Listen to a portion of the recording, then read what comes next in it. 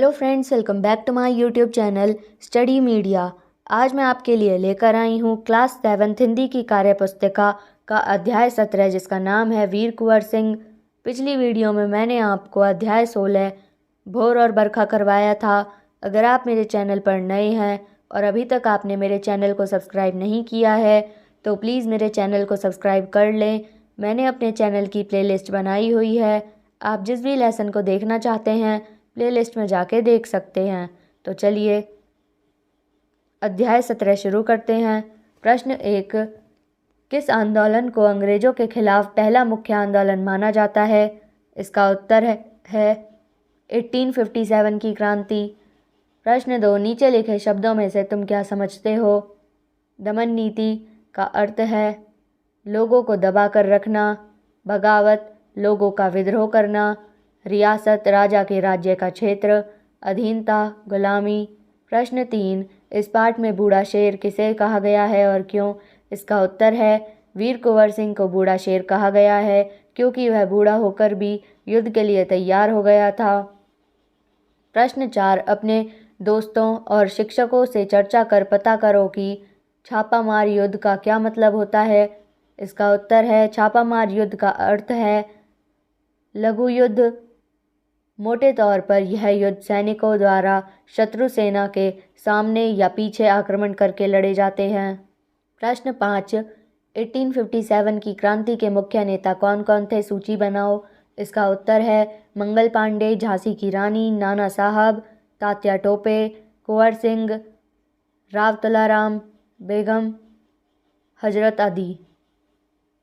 प्रश्न 6, दिन शब्द का उल्टा अर्थ देने वाले शब्द हैं रात। एक दूसरे से उल्टा अर्थ देने वाले शब्दों के विपरीतार्थक या विलोम शब्द कहते हैं। नीचे लिखे शब्दों के विलोम शब्द लिखो। मिलना, बिछुड़ना, अंतिम, आरंभ, फैलना, सिकुड़ना, विजय, पराजय।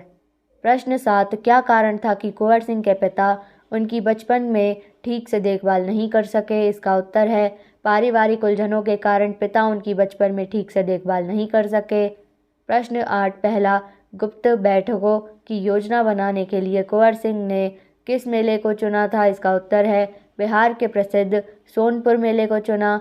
दूसरा, तुम्हारे अनुसार कुंवर सिंह ने अपनी गुप्त बैठकों की योजना बनाने के लिए मेले को क्यों चुना था? इसका उत्तर है क्योंकि योजना गुप्त रहे और किसी को पता न चले। 9, मंदिर मस्जिद गिरजाघर में बांट दिया भगवान को, धरती बांटी सागर बांटा, मत बांटो इंसान को। ऊपर दी गई कविता में क्या क्या बात कही जा रही है? इसका उत्तर है कहा है कि भगवान को मानव ने मंदिर मस्जिद और गिरजाघर में बांट दिया है, धरती और सागर को भी बांट दिया है, लेकिन मानव को न बांटो। प्रश्न 10, अपने जिले या राज्य से किसी एक स्वतंत्रता सेनानी के बारे में लिखो। इसका उत्तर है हमारे राज्य के राव तुलाराम एक बड़े स्वतंत्रता सेनानी थे। वे रेवाड़ी जिले से संबंध रखते थे। 1857 की क्रांति में उन्होंने रेवाड़ी से बढ़ चढ़कर भाग लिया था। प्रश्न 11, किसी देशभक्त गीत की 4 पंक्ति लिखो। इसका उत्तर है यह देश है वीर जवानों का, अलबेलों का, मस्तानों का, इस देश का यारो क्या कहना, यह देश है दुनिया का गहना। प्रश्न 12, नीचे लिखी कहानी को अपनी भाषा में लिखो। ऊंट और सियार 2 दोस्त थे, दोनों जंगल में साथ साथ रहते थे। एक दिन दोनों घूमते हुए माली की बाड़ी के आसपास पहुंच गए। बाड़ी में फल और सब्जी लगी हुई थी। उनको देख दोनों के मुंह में पानी आ गया। माली को सोया देखकर दोनों अंदर घुस गए और खाना शुरू कर दिया। सियार ने खरबूजा, ककड़ी, तरबूज खाकर झट अपने छोटे पेट को भर लिया, लेकिन ऊंट तो बेल और पत्ते खा रहा था, तभी ऊंट का पेट खाली था।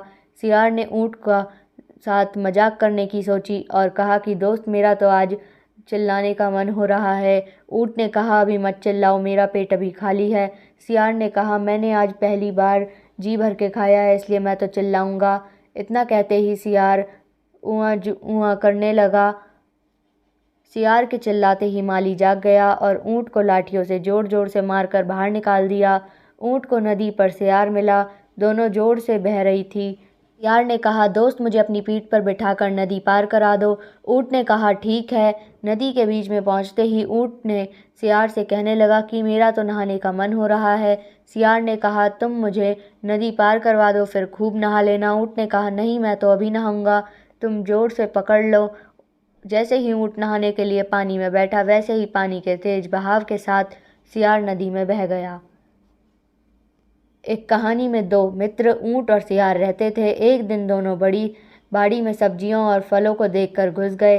सियार का पेट छोटा होने के कारण जल्दी भर गया। अब सियार चिल्लाने लगा, ऊँट का पेट नहीं भरा था। इतने में माली आ गया और ऊँट को पकड़कर खूब मारा। ऊँट जब वापस आया तो नदी के पास सियार मिला। सियार को नदी पार करनी थी। ऊँट ने सियार को पीठ पर बैठा लिया और नदी के बीच में कहने लगा कि मुझे नहाना है। जैसे ही ऊँट ने पानी में डुबकी लगाई, सियार नदी में बह गया। तो यहाँ पे ये वीडियो ख़त्म होती है। अगली वीडियो में मैं आपको अध्याय 18 संघर्ष के कारण मैं तुनक मिजाज हो गया धनराज करवाऊँगी।